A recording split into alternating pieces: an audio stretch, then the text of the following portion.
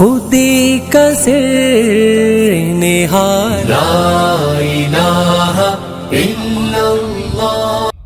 رحمت اللہ علیہ عاشق رسول، مشہور صوفی، سلسلہ نقشبندیہ کے عظیم روحانی پیشوا،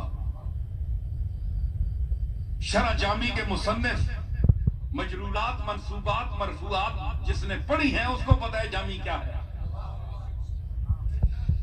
تو ان کے زمانے میں ایک مولانا مزید تھے، مولانا مزید ان کا نام تھا۔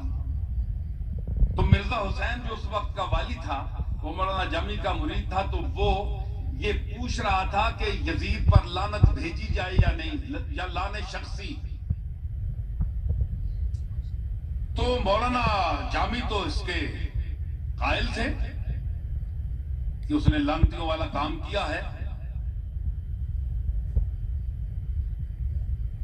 تو مرزا حسین نے مولانا مزید کی موجودگی میں ان سے پوچھا کہ مولانا جامی آپ بتائیے کہ آپ کا کیا خیال ہے۔ انہوں نے کہا میں تو اس کا مجوز ہوں۔ تو مولانا مزید سے پوچھا، یہ ان کی ذہانت، طبائی اور جینیس پن کی ایک میں مثال دے رہا ہوں مولانا جامی کی، اور جو موقف تھا ان کا حق و صداقت کا، اس کو برملا جو انہوں نے علمی انداز میں بیان کیا، اس کی میں مثال پیش کر رہا ہوں، یہ ان کے حالات میں ہے موجود۔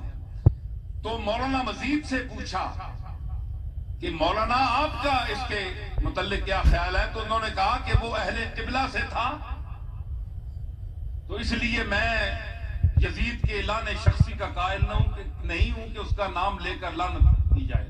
لعنت اللہ علی الکاذبین علی الظالمین تو الگ چیز ہے، وہ یوں کہہ دیا جائے، تو نام لے کر لعنت کا قائل نہیں ہوں۔ تو پھر مرزا حسین نے مولانا جامی سے مخاطب ہو کر کے پوچھا کہ شیخ تو تری حق چمی فرمائی، آپ کا کیا ارادہ ہے؟ اب دیکھیے جملہ جامی کا، مولانا مزید سامنے بیٹھے ہوئے ہیں اور جامی کیا کہنے لگے کہ 100,000 لعنت بر یزید، 100,000 لعنت بر یزید و 100 بر مزید۔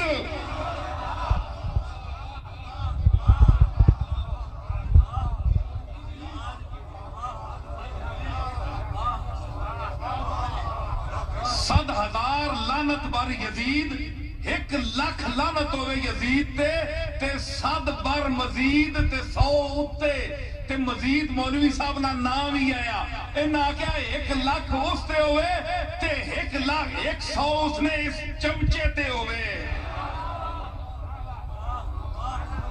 جڑا نا یزید تے لعنت نہ بھیجو۔ سبحان ربك رب العزة عما يصفون وسلام على المرسلين والحمد لله رب العالمين وصلى الله على سيدنا محمد وعلى آله